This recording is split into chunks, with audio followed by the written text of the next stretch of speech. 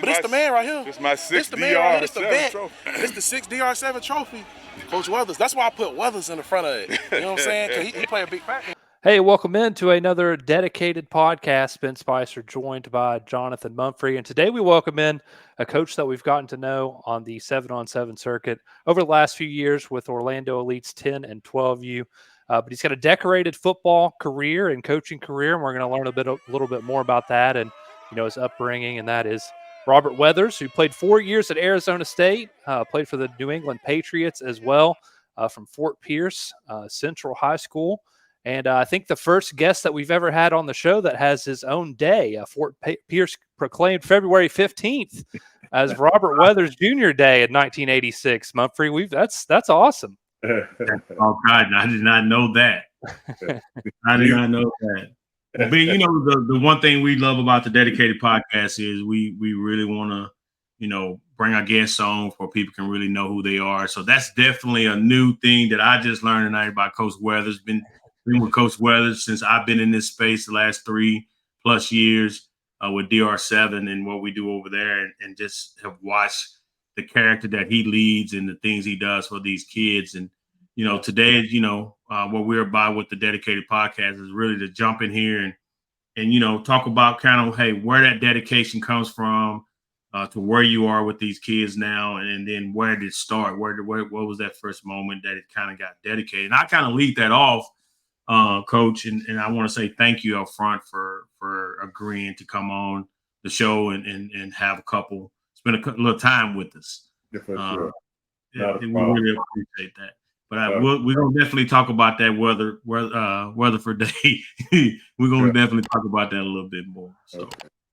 But Coach, I just a little bit about me. Me being from out of East Texas, out here in Texas, I'm a Texas born bred. Our company name is Dedication, and then I remember the moment that really helped me start to become dedicated to changing the path of my life, and it ended up, I fell in love with football like I think all of us do. Just raised up in a 2-parent household, and around the 80s, and I'm pretty sure you can attest to this, is when our neighborhood kind of got hit with the crack epidemic. My dad was a hardworking man and mom hardworking. And personally, my dad kind of got caught up in that. And, then, abuse come with that. Some other different things come in your household with that. So that's when I grabbed my first weight bench and started to lift weights and do push-ups to protect my mom.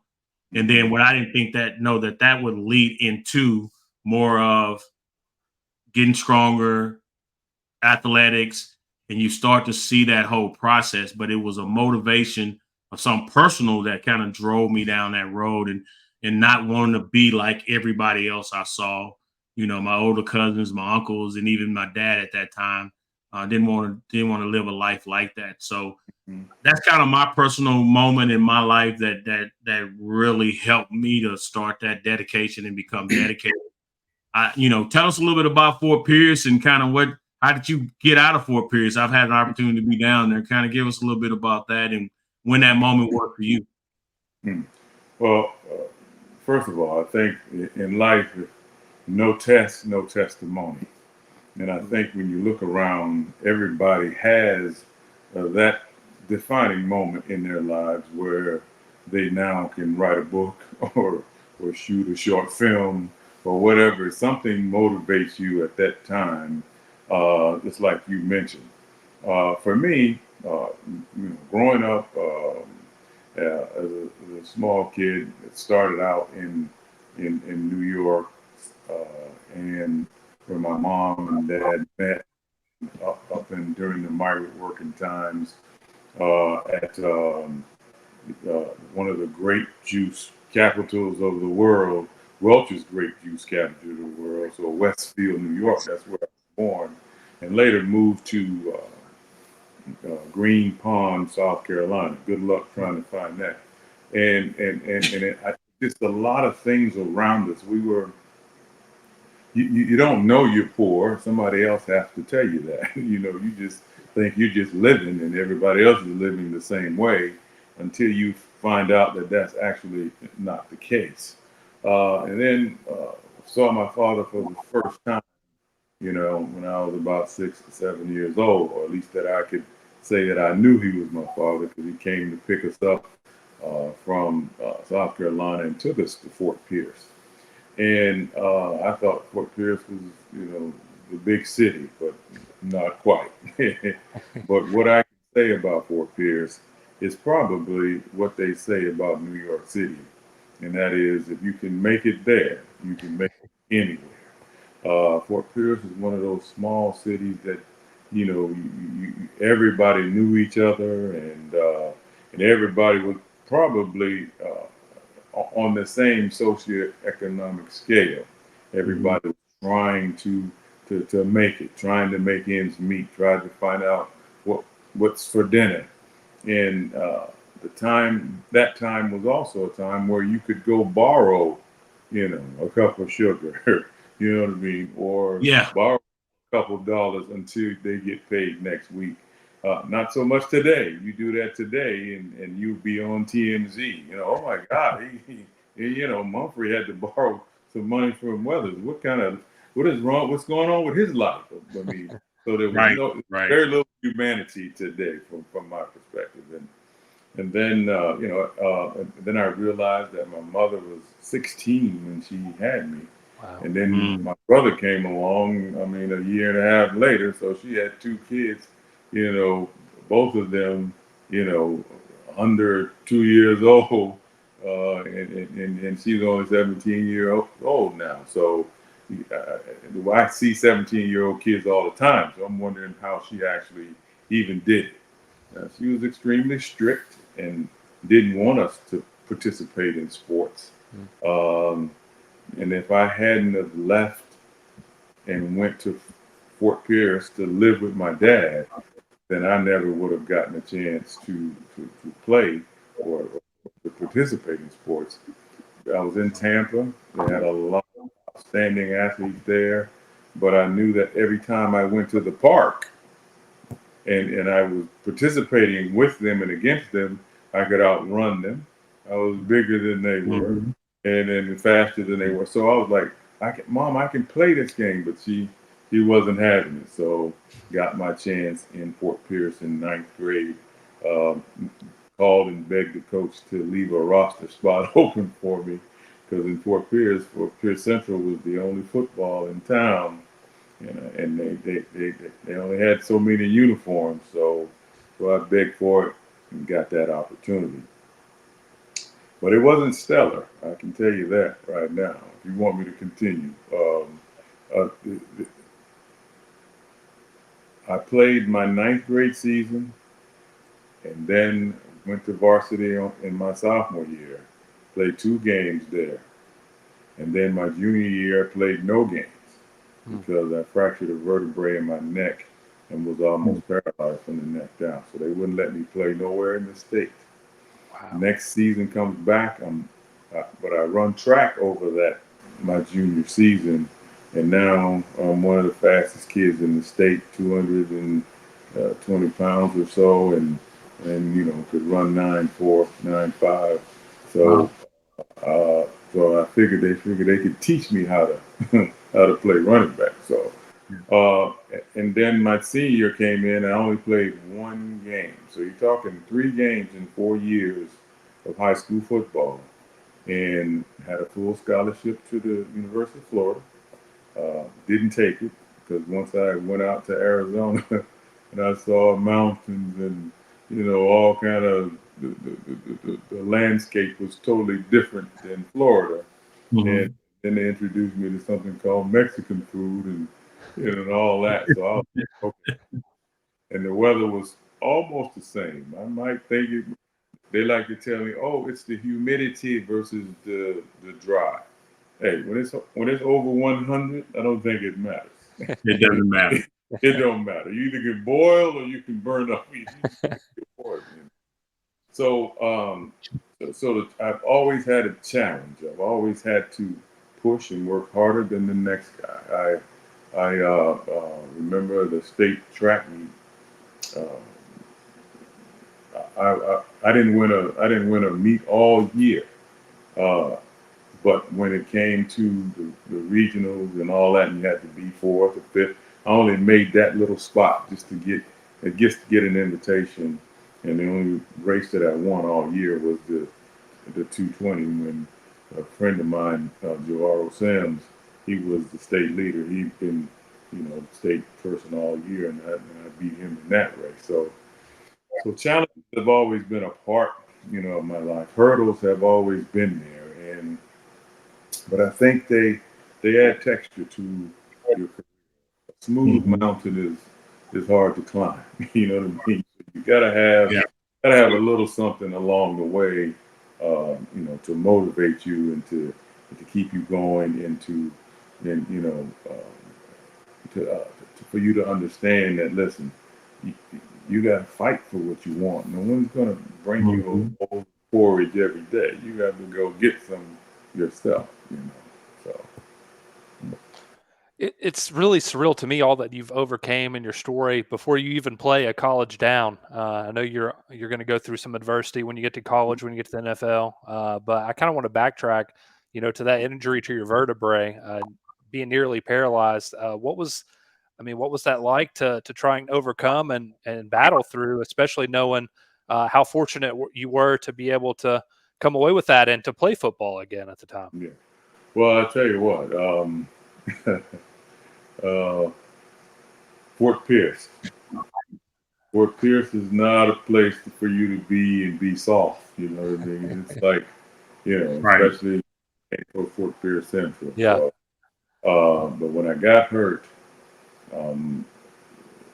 this kid named Golden Anderson came in after me, and he just ripped it up.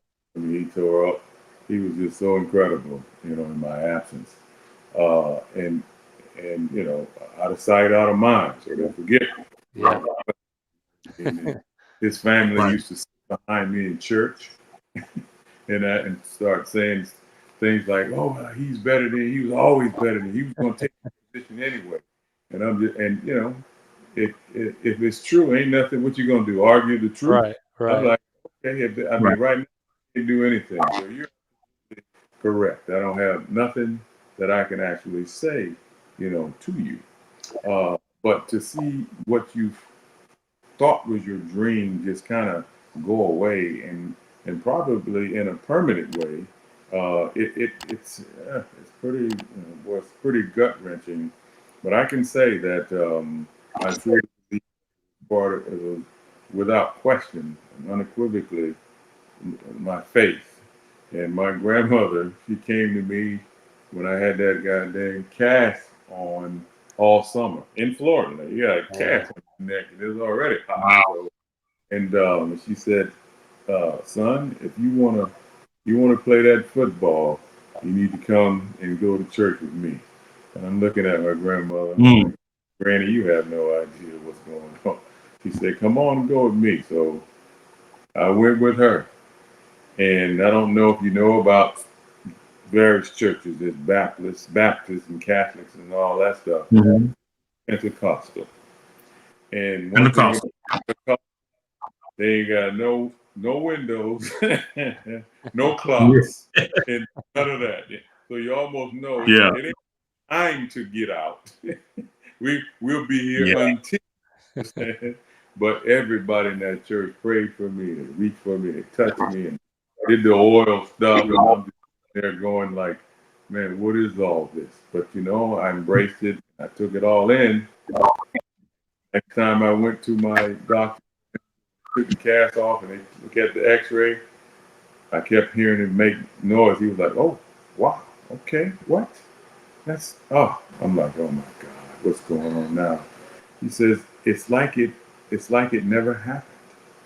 Man. He said, "You're fused back together like it has never happened. And you're free to just go and live your life in any fashion you would like." And I thought that, I thought that was a pivotal moment for me to, first of all, in my religious belief and also, renewing my opportunity to pursue my dreams. And the crazy part to me is, not only that wasn't the end of it. I mean, you mentioned you come back, you play one game, and then you get tested again. So at this point, like, what are you thinking? Because I mean, you haven't even really gotten to show what you can do yet. Everybody in Fort Pierce was saying, "Man, he injury prone." And that's an interesting, that's an interesting label to put on somebody. That you're Right. injury, meaning you're prone to injury. That could be if I was picking flowers. Yeah. And I fell and I got hurt the time I was picking. See, because there's no threat in the field of lilies, right? But when you play a game like football or you boxing and stuff, you prone to injury anyway. You see what I'm saying? Right. But the way that they use it just makes you feel so inadequate sometimes. So after, I came back and I'm thinking, man, this is it now. All the newspapers locally and throughout the Treasure Coast was all saying, "Oh, he's back. He's going. This is going to be it." And I played in one game, and it was against Orlando Jones, and I remember, scoring that touchdown. I just knew everything was just great now. And then one of the players, they targeted that my knee that had surgery on, and they just twisted it as I was going out of bounds, and that was it. So I thought my career was done. I thought it was over. What I find out though in life is that you can't quit. You just, because quitting is an obvious resolve to what's going on. You quit, nothing's going to happen because you ain't doing nothing. But if you fight, at least you have a chance. Maybe you might land somewhere. Maybe if you can't play the sport, maybe you can stay close to it by broadcasting or writing or something, right? Because you didn't give up. But if you quit, it's over for sure. And I'll know what corner to come find you when I come back from being out of town. But more importantly than that, I think I had a guy that played on my high school team who was a phenom. I mean, Doc Lucky, 16-year-old, had the longest shot put in discus throws in the history of 16-year-olds in sports. Okay, guy could bench. I don't even know what number he could bench. I just see him put 400 on the thing and have on like a nice church shirt, right? And go over there and just walk out to you while he's doing it. You know what I mean? And it was just amazing. And when people were coming to see him, colleges were coming to see him, they just had a question about, well, who's that kid right there? Pretty good size. What does he do? You know what I mean? So because they were coming from him, they got a chance to just see me and ask what's my story, and they all said, okay, well, what happened? Or he got a knee surgery. All right, so hey, well, that was the first time I ever was on a plane. University of Florida sent their plane out, picked me up, and the doctors looked at me and they said, he's fine. And so they said, well, all right, well, we want to offer you a scholarship right here. They said, go ahead and see all the other. That was their mistake, I think. Go see all the other visits that you want to. But just remember, you're signing with us. I'm like, okay. And so I did. And everywhere I went, they all checked my knee out. And, we didn't have any money for me to rehab. I rehabbed with a 10-inch bench like O.J. Simpson did when he hurt his knee in Buffalo. Wow. And every night I'd be on that 10-inch bench, working on balance and stepping up and coming down, stepping up and coming down the whole time. That's all I had. And then when I got to Arizona State, of course, that was another nightmare with the injury because it wasn't healed when I got there. And all night I'd be up with it because it would swell up. I don't know if you ever heard of Frank Cush. But Frank Cush was one of the nastiest, meanest football coaches in coaching during that time. And he'd be on me, Weathers, God dang it, we haven't even started hitting yet, you limping and blah, blah, blah. Man, he rolled me like a turtle in the Kentucky Derby, I'm telling you. But it was it was for me, you know, and I couldn't go back to Fort Pierce. You know what I mean? So all this stuff became my motivation, and probably why I don't sleep well now at night. But everybody's sleeping, and I'm up with my knee swollen, and I'm trying to ice it and have it ready for in the morning because we practice. When our coach heard that Bo Schembechler was practicing twice a day, we went 3 times a day. Right. You know? But I tell you what though, that's when the joy returned. Is when we left Cush Mountain and went back to the valley where the school was to get ready for the season. My knee never swelled up again. Wow. And the first play that I ran the football as a freshman, Gerald Riggs and myself were probably one of a few freshmen to ever start, you know, for football at Arizona State. When I took that lick on my leg, I knew that I was fine, and I went on to enjoy it, you know, after that. And so, and just before the draft, of course, something else happens. Because so that, you know, one of the things I want to kind of peel back to, you know, you were saying when you had the injury, you had the 10-inch bench. Okay.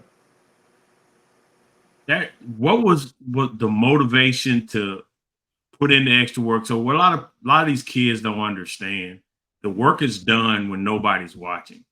Exactly. You have to do the work. And what I heard, because one of my questions was going to be, how did you get to Arizona State? But you answered that. But I think it's that time period where you really focused on your work and you was dedicated to getting better and getting out of it. Was it you was so passionate about getting out of Fort Pierce and doing something different with that? What was that driving force? I know you say your dad, you didn't know him till you was 6, but then you moved with him. Right. So, yeah, well, Fort Pierce, yeah, lovely city for you to think about growing up in. But like I said, it's tough. It's very tough to live and grow up there. Now, I love it. I take my wife back all the time. She falls in love. yeah. But yeah, that's where the motivation, you know, comes from, because it was a strong athletic community, and you know, you kind of, you know, you were measured by how well you performed at that level. And now, I don't have any, you know, statistics to sit down and match and talk with and what have you. And then, of course, you know, like most young, like you were alluding to earlier, most young boys, when they're starting to get a little older, you know, they usually bump heads with, you know, with their fathers and stuff like that. So get into that realm, you know, because, you know, my dad had a new girlfriend, new wife, and we were there. And I think partly she didn't want us there. And she would tell him that they need to look for a job. And then I'm like, okay, well, this is Fort Pierce. You understand that just about everybody got, it ain't but 12 jobs, so everybody got them. Everybody So got you leave your applications, but that didn't seem to be enough. And so, you know, we came in, and my dad was giving me a business about, you gotta, you know, because you gotta get out there every day, you gotta do that. And I'm like, and then so now I just get up and I'm ready to walk out the room, and now he grabbed me by the arm and said, "Don't you? I'm talking to you." And now I'm saying to myself, "My God, this is my dad. Dad, I've been working out. I'm pretty strong. You know, I think I could take you, but you know what? I ain't gonna try because I respect you and I love you. So I just stood there. I took all that, what he wanted to say to me and everything. And that next morning, my brother Clarence and I, we just hopped in the car and drove down to Tampa, and got a lot of the same thing down there from my mom. So I'm like, you know what, man, this is I got to get out of here. But here's the big thing. I was dating a young lady all throughout my elementary and high school years, and things started to go south, you know, my junior and senior year and all that. So I was getting away from all of that too. I want to be in the same town with her and her date someone else and all that. And So getting away from family issues and relationship issues and wanting to making a promise to myself, and I promised to everybody that looked at me. I said, you take me, I promise you won't be sorry. You won't see this as a mistake. It's almost like Tom Brady was saying, he's the best thing that ever happened to you. You know what I mean? But that motivated me more than anything, and it's still. I mean, I'm still motivated by those kinds of things. In my life right now, as I fight through all the health issues that I have, and I just don't let it. I don't let it stop me. So That's kind of that that's where we going through those storms of testimony. I remember back, when me and my dad had those moments, and right today I fight to be the man I am because I don't want to have to go through that process. right. So I definitely, we had those blow up moments. We actually had some knockdown drag out moments. So I definitely understand that. But I I relate with you, Coach, on that motivation. But it stay with you deep in your craw, and that's what you fight for every day. Right. And you learn those disciplines. That's how we survive and become who we are. And transition to college. So after you guys, Arizona, kind of tell me a little bit about the Arizona. You went, you had to go up there and ball because I mean, to get drafted, that was a whole different process. Man, I tell you what, I couldn't tell you how much joy I had. I had no experience at the position, but how much joy I had playing. I know I could run, and nobody on that field could beat me. Ron Brown, who ran with the 4x100 record-setting team in the Olympics, he came a couple years after, and we kind of raced on the field. And I won't tell you the results of it, but anyway. And I can tell you I didn't lose. I can tell you that. Yeah. And I always thought I had to slow down in high school because I would be out in front, too far in front, the linemen and everything. And then you get to college, and now you can just put your foot on the gas and let it go. You know what I mean? And Right. I was hurt, and I was just excited about playing, and it was simply amazing. I didn't know what I'd missed. And then one of my nemesis, a kid that went to Lake Worth High School, Cedric King. He used to sit and be in my ear all the time. Yeah, you lucky you didn't play football. He was a great player.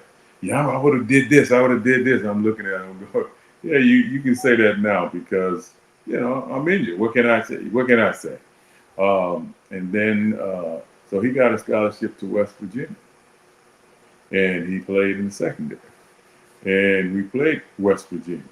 Mm.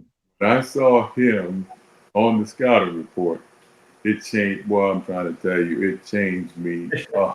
I'm out there hitting my teammates, going, "Man, what's wrong with you, man? This ain't the drill. What are you doing?" So right up until we get out on the field before they come out, and when they came out to warm up, I ran right to them. I said, "Okay, this is your chance. You remember what you said? This is your chance." Oh, wow. So yeah, Darryl and all those guys over there with him, and I was like, "Yeah, you're gonna see." So, man, I had over 100 some yards, 2 touchdowns. Oh, wow. And after the game, he went to the bus, and I went to the bus. Though he wouldn't even get off. he wouldn't get off the bus. You know what I mean? But it was just the joy and the experience of it, and the camaraderie, and the guys you meet, and when I go back, I always tell those guys, man, and I thank them. I say, listen, man, each one of you have played a role in developing me as a person and as a young man. Some of y'all stuff I had to throw out, but a lot of it helped build the core foundation because I'm over 3,000 plus miles away from home. So you got to become my family. And back then, it was deeply illegal for anybody to give you any money to send you home, or you keep going to a funeral or nothing. That's why I'm glad these guys get something now. But back then, they couldn't even give you a jersey or a shirt. Yeah. Wow. Or what have you. So, but college was fun. I just got to play, got to enjoy some things, and I had to deal with some of the, transitioning from, academically from a high school academic to, a collegiate student athlete. And I had some teachers that were very good, and the ones that were very good were the ones that took the time to explain it to you and not have a chip on their shoulder about it. The ones that had chips on their shoulders that were saying, "Oh well, I did it, so you ought to be able to do it," they shouldn't be teaching. Just my opinion, because you got to reach people where they are. And as a matter of fact, Linda Carter's sister was my English teacher. Linda Carter played Wonder Woman on TV back in those times. I mean, two just unbelievably. Where's my wife at? Unbelievably beautiful women, and I was in the front row every time I went to her class. Back there, man, and she taught me, the English language in a way that I didn't even know it existed. Because Fort Pierce, the King's English get ripped up pretty poor, pretty bad there when we sitting around talking. But I mean, and the people that I met, I still see them, and when I go back, the ones that are still alive. So I'm grateful for the opportunity to have gone. Yeah. I wanted to ask you about one teammate specifically that I'm curious about, because you guys were a dynamic duo, and that's your fellow running back, Gerald Riggs. He was actually drafted one pick ahead of Marcus Allen. I just found that out today, so that's impressive. You guys were a dynamic duo. I think you were the 40th pick in the NFL draft too. So how did you guys kind of coexist, and how did he kind of ease your transition to Tempe and to Arizona State? The guy that pretty much did most of the easing of my transition was Newton Williams. And Newton Williams was, at the time, he was going to be a sophomore when I was coming in. He was playing fullback there as a sophomore. Okay. And when training camp broke my freshman year, when I got down, my swelling went away and all that, Newton and I was second team behind a junior and a senior. But we were the second unit ready to go in. And so Newton taught me all the things about, how to hit the heavy bag and how to do these things, blocking and all that. So he eased that transition.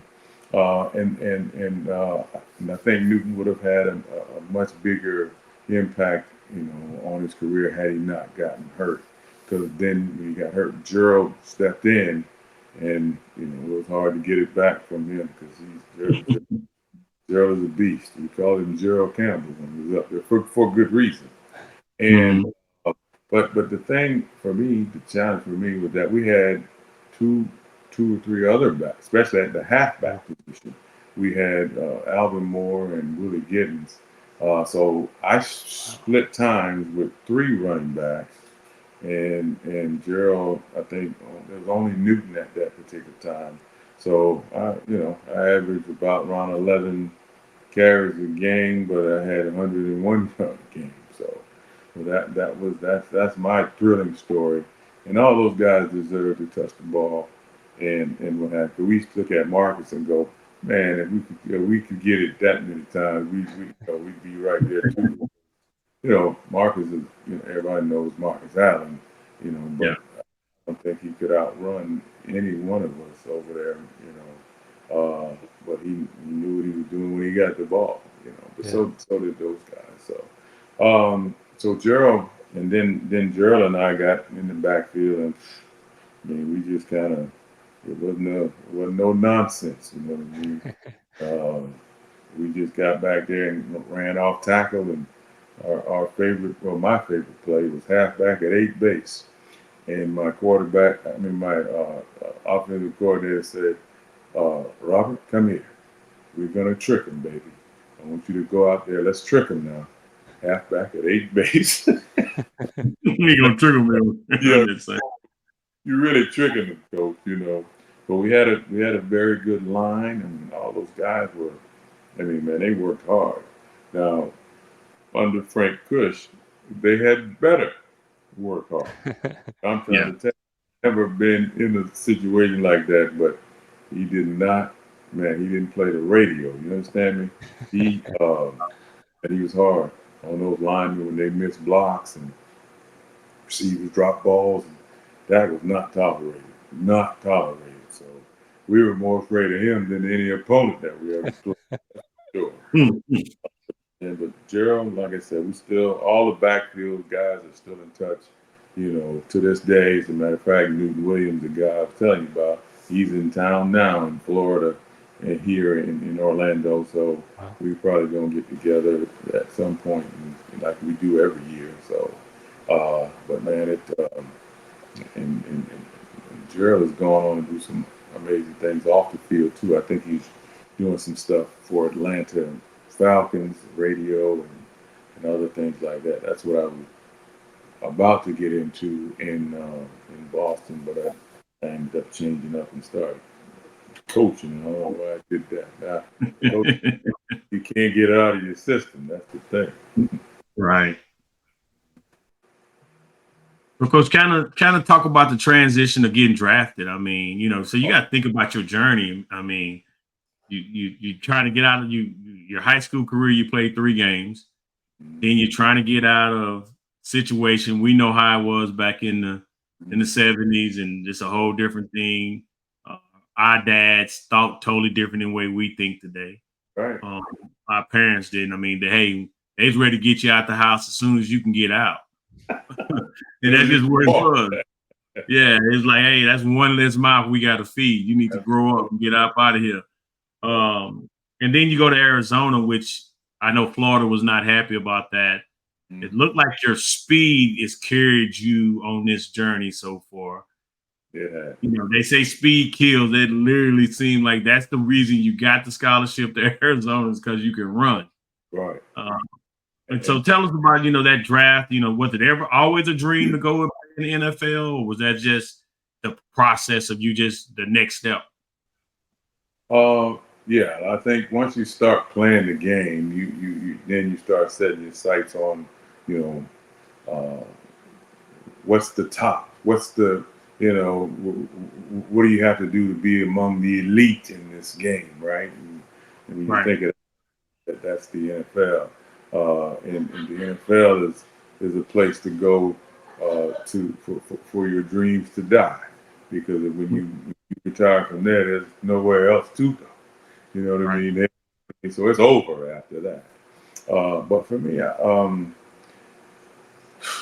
man, I look back and I look at Fort Pierce and I'm going, God, I'm never going to get out of this. And I lived through getting out of it.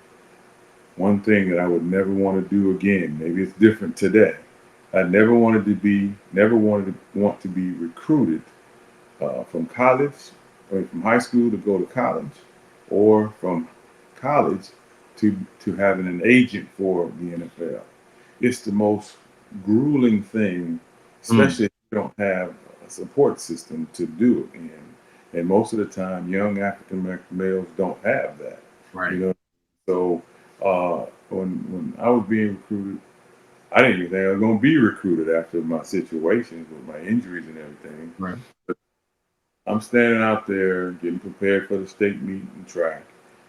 University of Iowa pulls up, Florida pulls up, Arizona State pulls up, Pittsburgh pulls up, and Notre Dame comes, but they leave.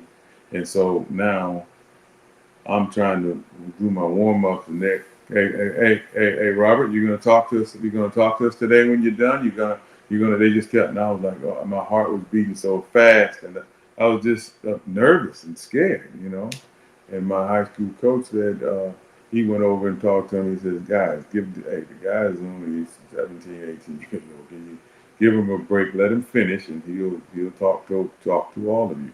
Now, Arizona State left. They left the thing. So okay, well, it might be off the books. So, and so I talked to Florida, and again, and I told him, okay, well, I'm coming since Arizona State left, right? And the other guys, I was just trying to appease, their Right. effort down. So, so now I'm finished working out, go home, and there's this nice shiny car in my grandma's front yard, and I'm wondering, what the hell who did this, man? So I go and I stand at the window and I look in there, and it's the recruiter from Arizona State. Wow. Gary Gordon, I'll never forget it. He's sitting there talking with my grandma. Hmm. And they're having a hoot of a time. You understand me? And he,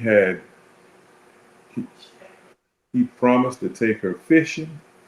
And Hmm. came, did that, and so what did I hear from now on? Yep. I don't know about them other colleges. Man, I sure like that man from Arizona State. Yeah. So, Yeah. so I mean, you're talking about being tactical. I mean, that's Yeah. exactly what that was. Yeah. And then the agents come along. They have you listed because they had both Gerald and I listed in the first to be in the first round picks, right? And this is the weirdest story in my recruiting life here. Gerald gets picked, and because Gerald was probably the best fullback in football at that time, but they had a ton of halfbacks. I mean, they had a ton of them. And so I'm waiting. Then all of a sudden the phone rings, and my agent said, the guy, I heard him say, "Yeah, he's here. You want to take?" So he gave me the phone. It was the Denver Broncos. Hmm. Denver Broncos, and they said, "Hey, Robert, how you doing?" I said, "I'm doing fine." He said, "Well, if we take you in the first round, will you be able to come out and do an interview for us and with us during that time?" I'm like, "I sure can." And he said, "Okay, well, stay by the phone. We're thinking about taking you with our next pick." So you sit there and you wait. Their pick comes, they pass. They give it to someone else. You go, yeah, okay. So you sit there and wait. They pass again. And so now I'm wondering what's really going on. And then they come up and they took Gerald Wilhite out of San Jose State. And I'm like, what the? So now I done been up all night. So now I'm upset. Man, I'm going to bed. I'm going to sleep. So as soon as I got into bed and laid down, the phone rang. Now it's time. And then it's New England, and they're saying we were going to take you, and they did, and what have you. But a nerve-wracking thing. I knew there was a fullback that was in our crew, running backs crew. I think he was having a big party for his, because they had all the sporting news things all said he was the #1 draft choice and this and that, and he didn't even get drafted. Wow. And he had a breakdown. I couldn't believe it. So that's that kind of thing, and those guys that be painting around with the suits on, and they tell you to be to that draft part. I wouldn't even go to that thing, man. Because it's embarrassing. You sitting there on a national stage, and they done told you what they're gonna do, but they got contingency plans. If somebody else becomes available, they're gonna take them, or we can switch. We can get rid of the guy we think we don't. Change him out and get some more money in the coffer. You don't know what their plans are. And so when I saw the guy from Denver who came back out to our weight training session one time, and I saw him, I was like, "Man, what were y'all doing, man?" He's like, "Robert," he said, "Man, I swear," he said, that room was split down the middle, and we flipped a coin. I looked down, I said, "You flipped a coin? Man, are you kidding me? That's all the technology y'all got? Is a coin?" I mean, so that's how easy and how crazy it can be, flipping from 1 to 2 and thus and so forth. So those two things, and then when you finally get to that league and you go, "Wow, this is the NFL," and you got to remember The NFL stands for not for long. Long. Because Yeah. NFL is not a career. NFL is an opportunity. You know what I mean? A handful go there and retire when they want to. You know what I mean? Most of the Right. time they get you out, and it's true. 5 years is pretty much all you got. And if you beat the average and play 6, then you're guaranteed to leave the game with an injury you're gonna need surgery with. So it doesn't look pretty if you play a long time either. So, but then I got there, and New England was a very tight organization back then, tight with the money and tight with just about everything. So I think I took a pay cut when I left Arizona State. Yeah, you did. Yeah. It's about like Eric Dixon. He took a pay cut when he went to left SMU and went to the. They're saying that I was getting paid when I was Hey, we're not saying that. Oh, good. I hope we're not. Yeah. But I'm saying that it's just, I mean, our locker room, I had my chair in front of my thing, plush carpet in front of my, my Yeah. locker, stuff hanging up looking good and everything. And you get to New England there and you got a hook on the wall, on that hook and you go look to the weight room and it's a universal machine in the middle of the floor. Wow. And the trainer for everything that happened to you, it was always ice. So I was like, ice must be the miracle drug. Bone kick coming out your ankle or your leg. Oh, put some ice on. That was it. That was around that time in the 80s. I heard everything. But when Sunday came, they dressed it up. The announcers showed up. TV started talking about, and you hit the field. You wouldn't know none of that. The game on, man, and those owners, they have a profit sharing situation, so no team fails really. So, but it was probably one of the personally, I think that my career would have taken a different path had it not been for Ron Meyer being my head coach the first year or so there, but I just wanted to prove to me that I had the skill sets and ability to play, and I think I satisfied that in my mind, and I think my teammates also appreciated the fact what I brought to the table on game days. So yeah, if I measure my career against Peyton, maybe I didn't do, maybe I wasn't a player at all, But if I look behind me and I look at where I came from and what I overcame and the challenges to get there, and so forth. Oh yeah, that was incredible, And one of these days I have to tell you about my brother's journey, and he's on that thing too. He just came up to see me, walked on, and played 9 years. Really? That's a quick version of it, but all the things along the way, also was challenging for him to get there. But man, I've never enjoyed anything more. Teammates, camaraderie, community, being a part of something, to give some things back. He went out and did speeches and presentations at hospitals and all this stuff around, those special times of years like Thanksgiving and Christmas and all that kind of stuff. It was amazing, but it's amazing also that how people see you. I scored on a 40-some-yard touchdown against Cincinnati to beat them for us to get into the playoffs for the Super Bowl 20. And so I scored a touchdown, and now I'm walking. All my teammates had all ran off the field. Game was over. And I turned around, man, the whole stadium was there. You know what I mean? They were coming, and everybody was congratulating me and hit me in the head. And the weight of it was pushing me to the ground. And I felt someone grab my hands. And and they started running. There was security. They ran through, man. They had to push everybody out the way. And that's why those guys run off the field quickly, because I mean, we love everybody, but not all at one time. You can't take it, but man,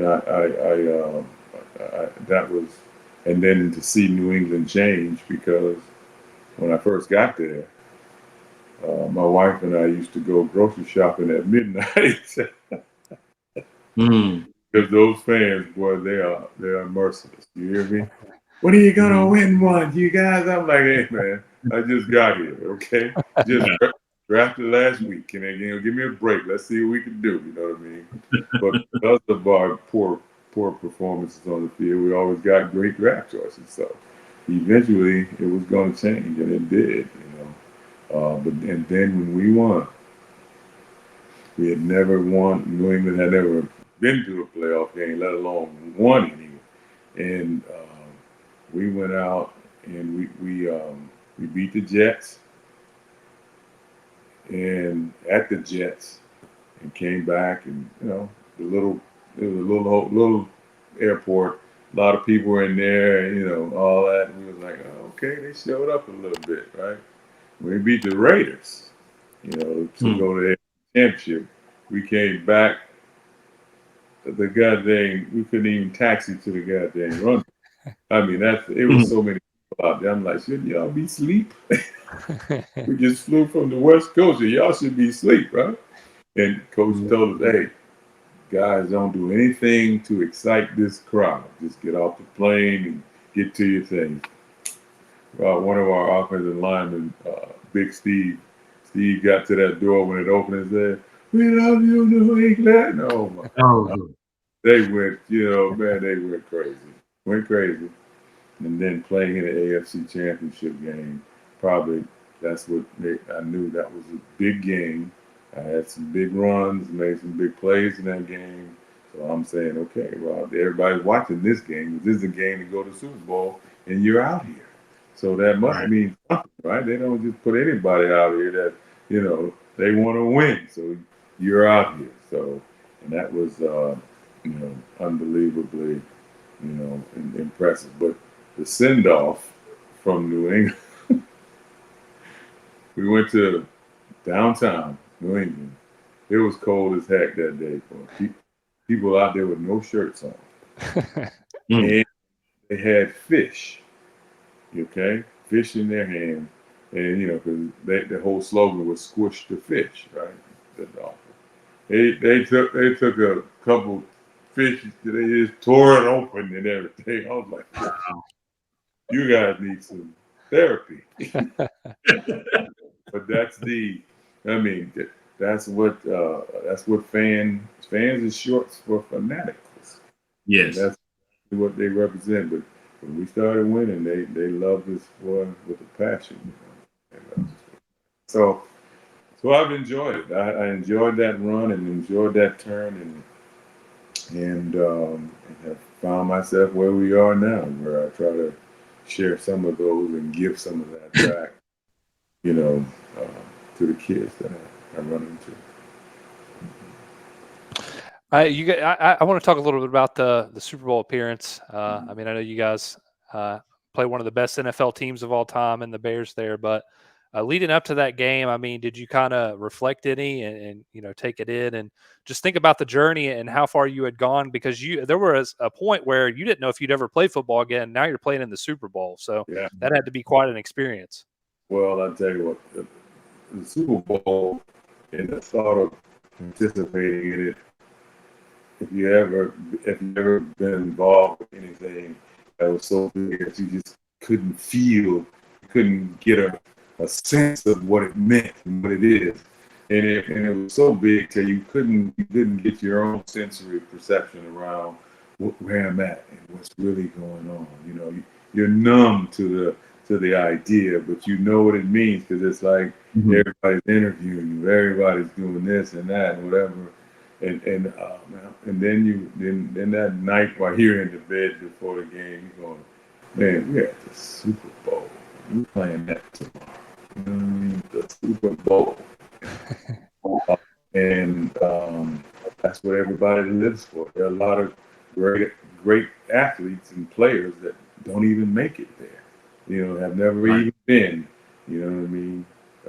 And that's why I kind of felt bad for Walter, because Walter, all those years, played on those bad Bear teams. And he was the only thing they had, and they didn't give him the ball near the end zone to get it to score. I mean, of course, the refrigerator was gonna get it in there anyway, but just not giving him, that opportunity. But yeah, man, and once you have to get over that part of it. But what I think I take away from that is you can't go up there being tight though. The coach all of a sudden cut out, your life. We need to be back here by 8 o'clock and whatever. And we got all these strict. And every team that's done that, at least from my knowledge, has lost the game. Mm-hmm. They talk about stay focused. Well, yeah, you're gonna be focused, but you're at the Super Bowl. That's like telling the people at the Olympics, "Hey, don't participate in this Olympics. You stay focused." Well, yeah, I'm gonna be focused, but I mean, this is Paris and this is the Olympics, and I don't come to Paris every day. And but it's like the Super Bowl. I mean, after a while, I petitioned the Super Bowl to change the name to the Patriot Invitational, but but for us for the first time in '86, I mean, they didn't go back again for 10 years. You know what I mean? Yeah. They could have won that game, but they didn't. That just lets you know you'd be so close, but yet so far. And so I tell you, it was nice. They give you have an AFC Championship ring. Most people don't know all that, but it's 2 rings that's given. One is for the champion, and one for your conference champion, right? But they don't make the Super Bowl ring till afterwards, so they know one to put world champions on, and the other one is just their conference champion. And I hear a lot of guys stand up and say things, and I think it's the stupidest thing in the world, in my opinion. That's the loser's ring. Oh, y'all a loser, man. Hey, shut your mouth, man. Loser's ring. You said 9 these ring. What have I lost? Because you had more points than me. You ought to be happy that you got that. But at the end of the day, to be the second best in the world, I have no problem with that. It's like when you look at the top businesses in the world. Shoot, if you're in the 500, 400, you're doing good. Fortune doing pretty good. You know what I mean? So I think that's absolutely absurd to be talking about. Only one team does anything all year. The team that goes to the Super Bowl. Okay, you keep believing that. There are teams that have had a wonderful season, much better than the one they had before. They fell short around in the playoffs or whatever. That was a great season. So how can you say only one? That's like the Giants when they beat New England. When New England undefeated, going for the win. They were horrible all season. They were horrible. Yeah. Then they got on track and and won a few games. And they won. We the world champ. Or who is it? What the D lineman there? He does all the Today Show stuff now. Michael Strahan. Yeah. Oh, we the world champs. I'm like, the world champs, huh? We done won 18 games or something like that. And y'all sneak in the back door and you think you the world champions, huh?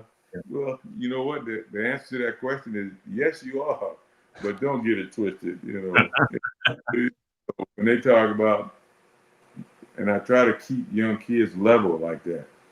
Yeah. Oh man, he's sorry. Oh man, he sucks. I'm like, really? Did you see what he did? You see how he played and all that? So what? And I said, well, what about you then? Hey, you drop all kind of balls in practice. Do you suck? Or how should I look at you like that? No, coach, I'm a dog. Oh, you're a dog, but he sucks. I don't know. Where do you get that rationale? Yeah. So, Coach, we go through Arizona. We go through our time in the NFL. Right. Where did the doctor come from? What kind of I kind of learned that, I've been knowing you, but nobody's ever said doctor in front of your name. And me and Lee was talking the other day and he dropped that on me. I was like, oh, I got to find out the origin behind it. I can assure you, unequivocally, he's the only one in the world that ever said that to me. He's the only Well, person. congrats on that, though, man. There is no real backstory or origin, on that. I think there was a reference one time about, how we run, our offense in 7-on-7. When we're trying to go fast and things like that, and you're like, man, y'all cut through them, boy, like a surgeon. So he started saying doctor or something to that extent. Got it. I think that's the only thing I can think of now. Got it. Other stuff, that's people give you names, you just don't know what. Yeah. Mm-hmm. So I mean, we've been, that, like I said, we definitely know you from the DR7 circuit. I never forget my first time meeting you. You was coaching the Team U game there in Davenport, and I felt sorry for the little 10-year quarterback. Yeah. As you was coaching him very, very hard. Mm-hmm. But what I saw was, number one, the kid you had coached him before, but I saw a kid that just fight through what he felt as weaknesses. And now that I understand your background, I can see what you gave him that he'll pull from later on in life. Right. So tell us a little bit about, how did you get into the youth? Did you coach after you went through the NFL? I know you mentioned coaching earlier. What's been your transition, your career transition once you retired from playing professional sports? Well, my initial thoughts is that I was gonna, do play-by-play for radio or TV or something like that. So I started, just preparing myself for that voice, reading newspaper articles and doing all that stuff to sharpening up my, my response to what I saw happening on the field and all that. So that's where I was heading.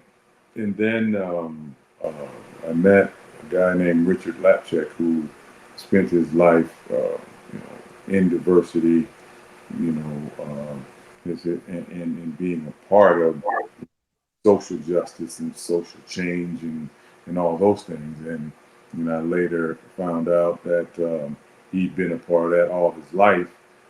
Him and Kareem Abdul-Jabbar pretty much grew up together because his daddy was Joe Lapchek, who was probably one of the first big men in basketball and was the first one to have a black player play on the New York Knickerbockers. And so he was in the process of trying to start a program that was aimed at keeping young kids from dropping out of school, helping young girls from teenage pregnancies, and more importantly, just say no to drugs. And so as he sort of tabled that conversation and trying to find out that who would be the best to go out and speak to these kids on these very poignant issues. And so what they did, they hired a survey company to do just that. And when they got back, they all wanted athletes. And so, do you want athletes current that are playing or retired? They said, we don't care. They just want athletes. So then we put together a team of athletes at that particular time, and it was called Project Teamwork. And so, we went all over Boston and all of that, all around, almost right to the borders of New York and what have you, and sometimes over into it, delivering the message of, social change and just saying no to drugs and those kinds of things.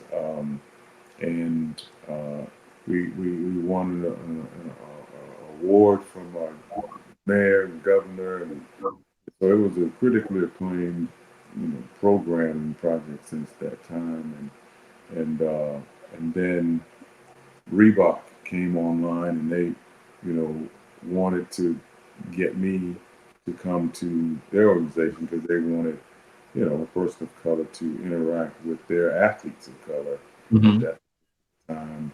And so I did I did that for about 6 years, and then just happened to be we were finishing up one of our presentations, and my colleague had done presentation at this high school that had like a sort of 8 through 12, and they still could hardly field the football team. You know what I mean? Mm. It's so small male population. And so he said, "Man," I said, this coach told me to come out to his practice. Let's stop out here before we go home." So I'm like, but I never had coaching in my mind. I just like, no, that's a lot of work. So we get out there, and the coach introduced us and all that, and then somewhere along the line, he had told the coach that he and I would come out and help him with his 12-player full roster of kids, uh, Oh, come help him out and everything. So he turned around, the head coach came out and said, "And guess what? These are our two new coaches." So he came and he was trying to put the whistle around my neck, and I was kind of backing up a little bit. But then I looked at the eyes of those kids when they just lit up, man. They hadn't had a winning season in like, I don't know, since the school was built, I think. And so the first year we got with them, I think they went 6-5, and they were the happiest kids in the world. And then they started they got up to about 18 players, I guess, on the team, but that's including eighth graders and oh wow.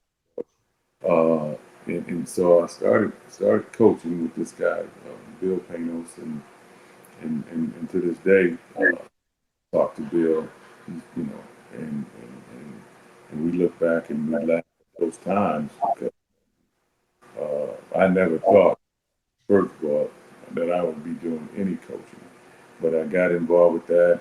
Then I got more on the training side of training quarterbacks and linemen and people like that. And then when I moved back to Florida, I was at a camp. I met a family, and they wanted their son to be trained, and I started training them. And then got to come coach the Pop Warner team. And I'm like, They said, "Well, just come out and take a look." That's the thing. Yeah, come out and take a look. That's the problem. Whenever they tell you to come take a look, it's all over. You know what I That's mean? the hook. I went out there in 98, and I've been looking and hooking ever since from that time up until now. So so the guy I'm with now, I'm teeter-tottering about how to handle our relationship because I initially was thinking that I told him I'll build a house for you and get the foundation set and have it strong, and then you can take over and do what you want because it's not always easy to have two chefs in the kitchen, Right. trying to cook. And I said I'm okay with that. Hey man, I'm not into that measuring contest. I'm Right. done. I'll probably lose that anyway. So, but but so, but he's like, "No," he said, "Coach, I didn't see it like that. I didn't see that you would just be totally removed." I'm like, "Okay." So, but at the end of the day, I can't say I hate it. Right. I love it. It's time consuming for those guys who don't think that, or those guys who go, "Oh well, man, how hard could it be? It's just youth sports." Those guys that Right. just put halftime and then they go to bed and sleep well. I don't see how they do it. I mean, because if you're doing it right, and if you really studying the game and you studying, you don't get a chance to get film on your opponents in this Right. league, in the BR7 thing. So you really going on, you know, what you can see that day, and if you played against them before, you know what I Right. mean. And so, man, I'm up all night. I got too many things going on. If they, then we. If they do this, then we have to do this. If they play 3, then this is what we got to run. We're gonna play 4. We got this and that, and then we can bait them if we. So I got, I got a goddamn thing list folded out. You know, this here. It folds out. It's like this. It's about like that right there. That's one side. You flip to the other side. Now, on this right here, this is like my special teams thing that I built some time ago, but I got the same thing for offense and defense. Regular offense, spread, bunts, trips, slot, and all that. And this is what we'll run and jump to. These are the passes we want to know. I need it all there so I don't have to be wondering in my head, what's that screen I want to run? Yeah. Because my memory, is not what it used to be for a lot of reasons. I get out there, I be like, what's that kid's name right there? Yeah. As long as I'm controlling the conversation a little bit, you guys will never feel as if there's anything wrong. But if someone else tries to control it and has to put me in a space, then I go up because I can't remember, but I can talk around it if I Right. remember it. So, yeah.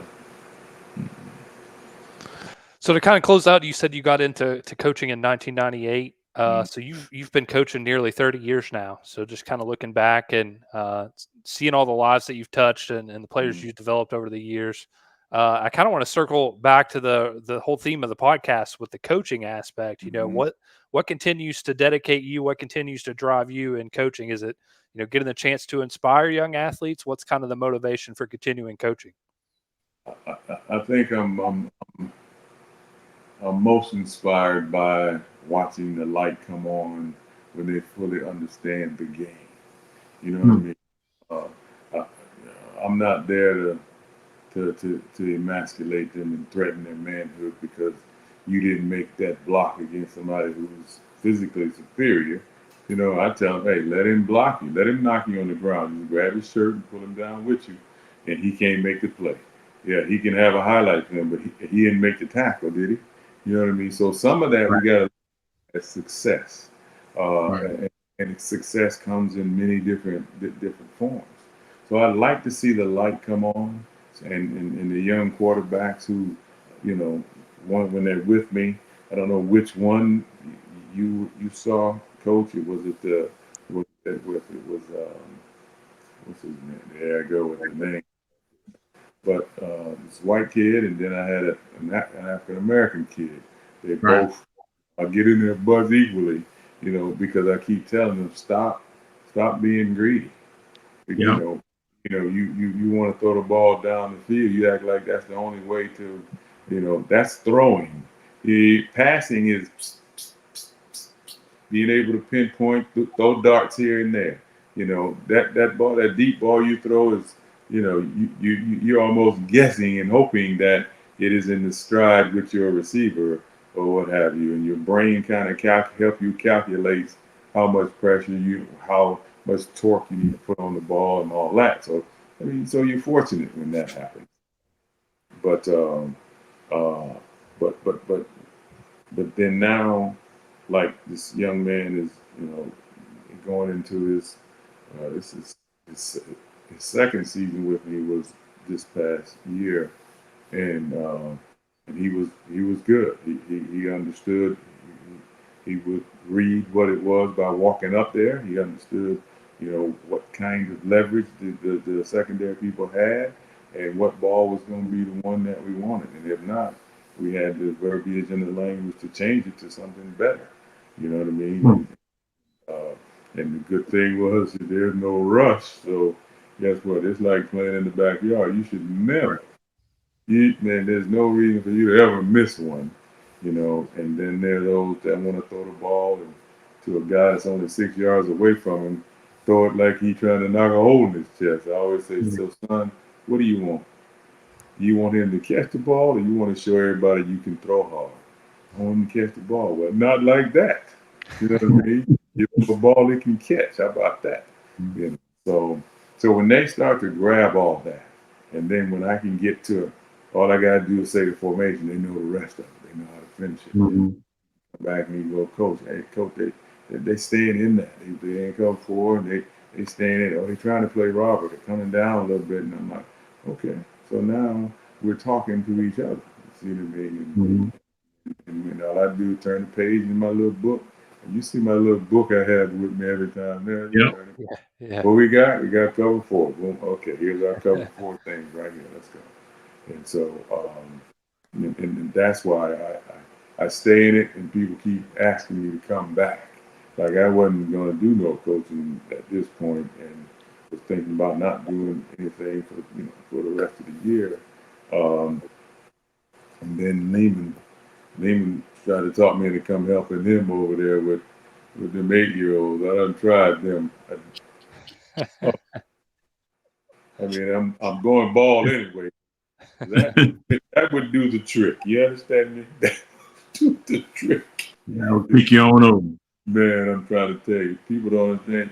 You're not coaching. You're not coaching until you get to college. You don't coach till you get to college. You Right. teach all the way Yeah. up to, and you coach when you get to college. That's when you get to coach, and you manage in the pros. That's what you do. You know, that's how it works, man. And so and when they start talking about what they did last night, and coach said, "Okay, we're gonna go to McDonald's afterwards," and all, I'm like, I just taught you how to run the play. And you talk about McDonald's, you know what I mean? Yeah. What a lovely group, though. They listen to everything and they do everything that you tell them. And Yeah. they also, so I mean, they're a clean sheet of paper. You know, you write on it and draw on it, you know. And then when they get older, like 12, they can execute some of it. 10, Mhm. 10, 12. You know, the age is getting lower and lower. Because 10, you can do it. They can throw it and catch Yeah. it, and right on up to, I think, 14 is the highest in your thing, or 15? Oh, we go to 18. Oh, you go 18 now. Yes, sir. Okay.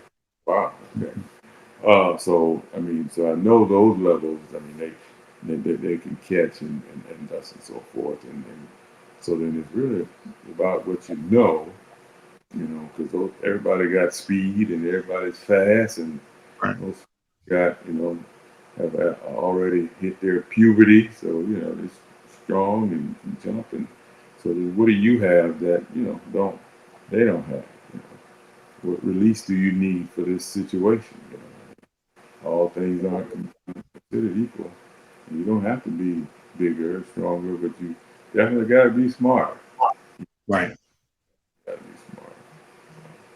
So for you guys, we've gotten the chance to know you with Orlando Elite over the last 2 years. We saw that 10U team. A lot of that core stayed intact, came up to the 12U ranks now. I know you got some new faces blended in, but a lot of championships along the way from the 10U to the 12U. And, I know you're not coaching with the 15U, but they were runner-up at the Crown as well. So Orlando Elite's really become a premier organization throughout Florida, throughout the country as well. So I want to ask, because you've been, as we said, to 5 or 6, 7 tournaments over the last couple of years.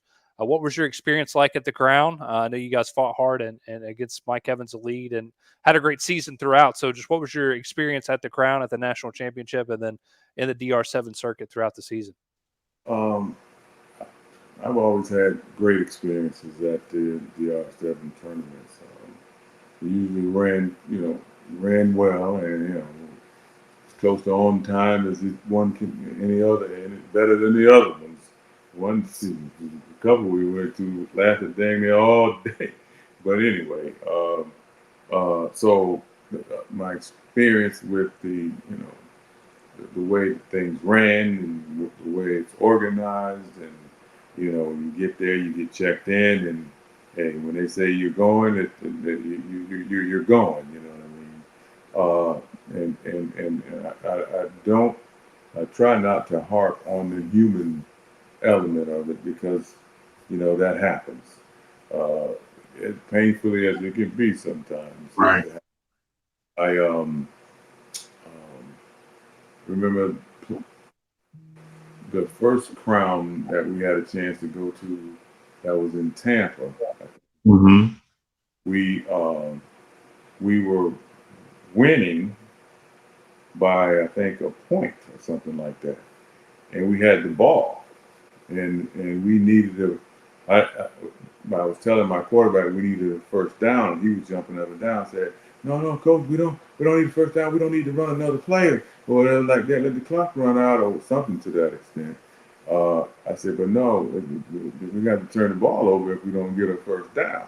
And he kept telling me, "No, no, no," and I listened to him, and we had to turn the ball over, so they got 2 points, and they got to play in the crown game and not us. That was the first time. Wow, that's a tough one. Yeah, that was and then this year, Yeah. this year crown was pretty hard and difficult. Yeah. Because I thought that the team that we played really well. They were coached well, and but our guys came back and fought back and got into the game. Yeah. I didn't.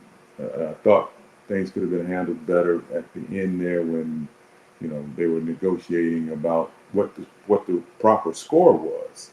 Right. But we had a score. Our sideline had a score, and everybody was good with the score until that last play, and then they said, "No, the score is wrong," and we weren't given an opportunity to voice our opinion about that, and so of course I watched the film a million times, and I sent it out to my brother. He watched it 1,000 times, Yeah.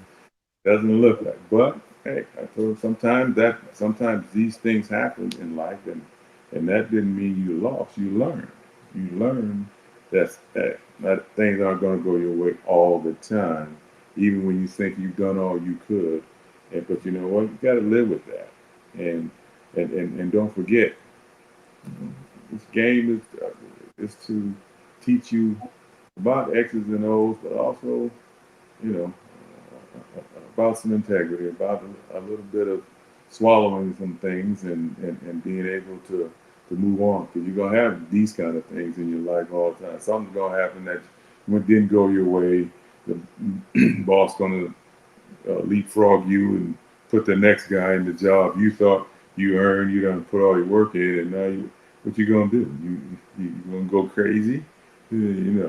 So we just look, live, and learn. And I think for me, it's one of the only trophies I don't have from DR7 is the crown.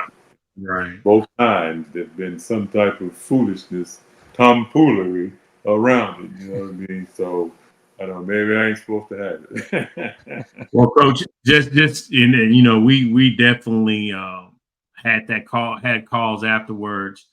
And we're definitely always trying to figure out how to get the human element out. So you'll know at this crown, you will have a scoreboard and a timer. So we got that covered. I'm gonna go ahead and let you know that we'll be in Florida, we'll be in your state. But no, only way you can get better if you work through it. And you hate things to happen that's out of your control. So no, I appreciate. I always listen to when you guys have feedback, how we can be better. And I mean, Orlando Elite, I just try not to be, biased. I know I'm Texas and I'm like, I'm kind of on the side rooting for Orlando instead of the Texas team. And I'm definitely not rooting for. So when kids tell me, "Oh, you root for Texas," I'm like, "No, you really don't know." So, things do happen, but we really appreciate. And I'm gonna throw it back to Ben to close us out. But I'm so honored that you spent some time with us tonight and got a chance to know who you are. And your story is very motivating. I mean, 3 games in high school, then go on to get a full scholarship to Arizona State, and then to end up in the NFL. That right there is all about dedication and being dedicated to yourself and your vision for your goals, where you didn't want to go back to Fort Pierce. And I think kids and adults should learn from that, because I think today athletes just see the bells and whistles in the end results. They don't understand the work that it needs to be done in the dark. Entrepreneurs, people look at business and look at all the successful people. They don't know the challenging times that they have to dedicate and push through, and all the things that come through it. And that's the whole purpose of us wanting to know, learn a little bit more about you, Coach. And we see those times where you have to dig deeper. And I call it the bench story, the 10-inch bench, where you're in there getting that knee rehab. Nobody don't understand that pain because you didn't know how. And sometimes you don't know how. You just got to trust the Lord and keep moving forward in faith. And that's where Grandma come in at to teach you that. And so I'm super excited about it, motivating to me to know when my days are tough, just got to keep pushing and go sweat some more. So. 100%, Coach. Just to echo that, we really appreciate your time. Enjoy getting to know your story and more about you and what really drives you over all these years. So thank you so much for that. For Robert Weathers, for Johnathan Mumphrey, I'm Ben Spicer. Thank you guys for tuning in to the Dedicated Podcast. Hit that like button on the way out and give us a subscribe to the channel. We'd appreciate you for joining us, and we'll see you back next time.